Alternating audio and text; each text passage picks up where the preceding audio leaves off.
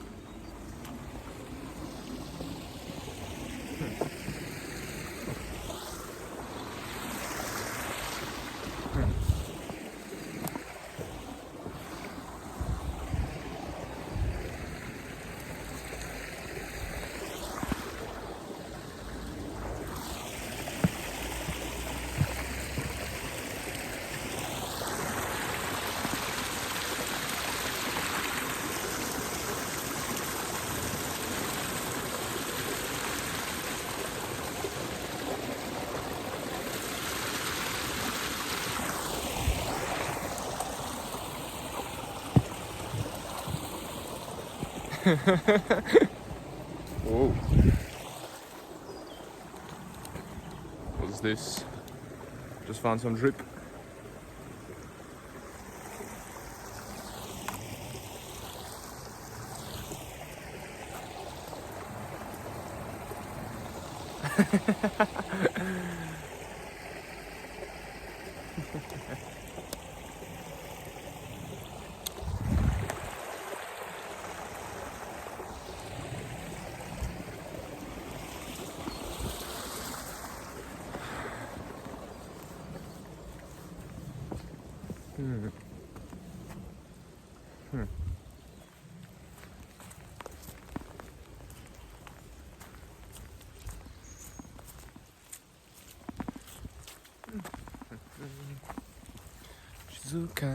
Shizukani, boku wa kiriyotoshi, kakusei no yoake ni awoi hono.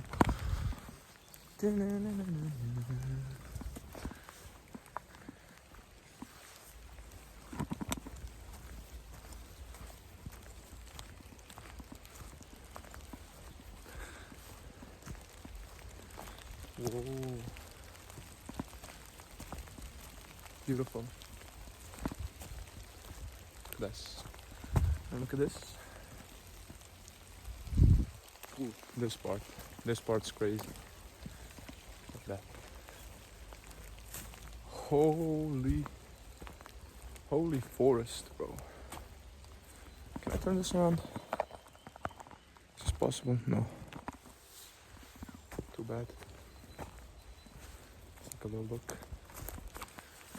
This.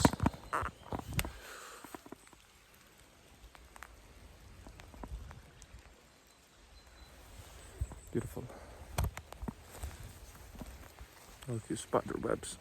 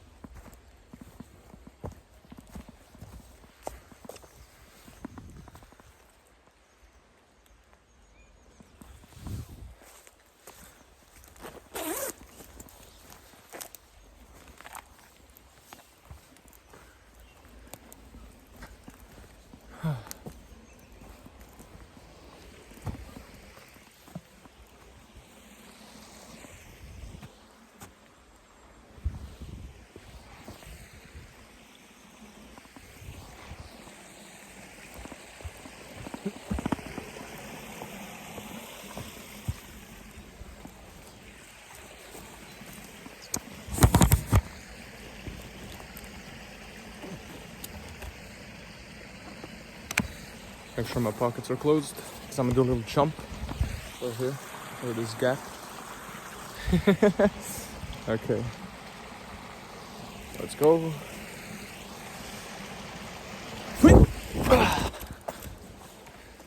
There we go. Okay. The patient ones get the teaching. Whoever stuck around now I'm gonna talk about something. So, yeah. Today, I wanted to... So one comment asked me, or said, they don't really understand what form is emptiness, emptiness is form means. So I'm gonna do my best with a bunch of analogies and things that arise. I have no idea what I'm gonna say right now, but to try to point out how they can see it too, because like, yeah, it's not easy to put into words just because it's like, it's not really a thing that can be described. It's just like sort of, you see it. So all I can do is point. All I can do is point. So yeah, let's start with, I'll start with the flower, right? We all think a flower is a flower, right? Right? And emptiness sort of means it doesn't have like a self-existence. It doesn't exist by itself, right? It's not like something that, like, imagine a self as being like some permanent, fixed thing that's fixed in a certain configuration, appearance, form, and keeps appearing as that, right? And doesn't depend on anything else to appear, but it's sort of just like a self-appearing self, right? So a flower, there's everything but a flower in a flower. Like, you need clouds that need to turn into rain, so the flower has water to grow. You need the soil, right? You need the sunlight. You need a little bit of time. You need the seed first for the flower to grow. Maybe someone plants it, you know. You need the animals not to trample over it. There's so many things. You need the oxygen and CO2 in the air. All of these things have to be for a flower to be. So Thich Nhat Hanh said interbeing, right? That's just a flower. Like, if you look at anything you can think of, it's made up of non-it elements. Like, for a cloud, you need the sun to evaporate the water, you need the gravity, you need an atmosphere for there to be just the right conditions for a cloud, right? So what it means when things are empty is that they don't have any self-existence. They're sort of like the whole universe coming together to like temporarily dance as this form, right? Right? And on top of that, this form isn't even permanent. This form that the universe got together to be, right? This form, well, flowers wither and die, you age, you know, the river just flows. The river is never the same, it just appears to be. You know, trees grow, all of these forms, they don't even stay the same. Even look at this tree. Boom, it's not even the same thing you're seeing. Even its form when you see it is not a self. So like, it's empty. Empty of what? Empty of self, empty of separate existence, empty of... It's not its own essence. Its essence is other things. So, also, my words that I speak of, don't take them literally. They're provisional, they're a figure of speech. It's not possible to completely capture everything in words, so we use words to communicate. And language, well, language assumes a lot of things about existence. It's a sort of projection. So I'm just trying to use language in a skillful way to point, like the same with the banana, right? You have to taste the banana. If you haven't tasted the banana, I couldn't explain the flavor of banana to you, right? So I had to like point out the flavor by you tasting. That's a bad example, but my point is that I just point. I cannot explain anything. It's impossible. I don't know anything. See, people think this truth thing is like, oh, you figure something out. But no, I don't know anything. All I have is clear seeing, and I cannot grasp. There's no piece of knowledge that could arise in my mind that would be the truth. I cannot claim it. There's no way to claim truth. Nothing to realize. It's always the same. It's always been the case. So this was one example, like how things are basically made up of everything else but themselves so they can appear as themselves, right? So, yeah, and then the appearance, like look at my hand. Its form is not a self, it's a movement. It's fluid, it never looks the same. Neither do I. You know what I mean? All forms are just appearances, it's just a dance. Like I'm using words, don't take them seriously, please don't cling to what I say. Just when I say things, what I want you to do is, when I say things is I want you to relate it to your own experience. And just look. So that's like, all forms are empty, right? But then we have like this, we have a bunch of empty space and a bunch of forms, right? Like the sky and... But now look at this. Could there be empty space without forms in them? No, we wouldn't see it as empty space then. Empty space only exists in relation to the forms. So again, its existence depends on the existence of form. So the emptiness depends on form to exist. Two sides of the same coin. The same thing. We can't have form without there being empty space around it for us to, distinguish the form. And we can't have empty space because space only exists relative between two forms. Like the space between these trees is only there because there are these two trees to have space between them. And these two trees, I can only see them because there's space between them. So not only do this, in a literal sense, all forms are emptiness, they're empty of self. Also, like, space itself, emptiness itself, depends on form, or needs form to exist. They depend on each other, and since they depend on each other, they can only arise simultaneously. It means they're the same thing. Like, don't take it literally like I just said, oh, they're the same thing, that's fact, I now know this. No, look. It's really easy to see if you just look without coming to any conclusion. That's why I can't tell you any truths or give you any conclusions. All I can do is use words as a figure of speech to point at this, right? So like you can see, all things are empty of a self, and emptiness and form sort of arise simultaneously and depend on each other. So the duality of these things is projected only by the mind, right? Even the stillness, your mind. First there's no thoughts, and then thoughts arise out of that space, sort of. Well, I'll get into where thoughts arise in another video. There is a little bit more to it if some people really want to understand, but spoiler alert, they rise out of seeing. But since you're seeing the emptiness, they rise out of emptiness, and now there's form. So all form is just emptiness dancing as something, pretending to, not pretend, it is. There's nothing, right? Like no things, like not nothing. That doesn't mean it's not anything. If you look at my hand, sure, it's not a thing, but there's still something there, you know what I mean? It's not like emptiness doesn't mean lack. It means it's full of this unexplainable forms, right? So form is emptiness and emptiness is form.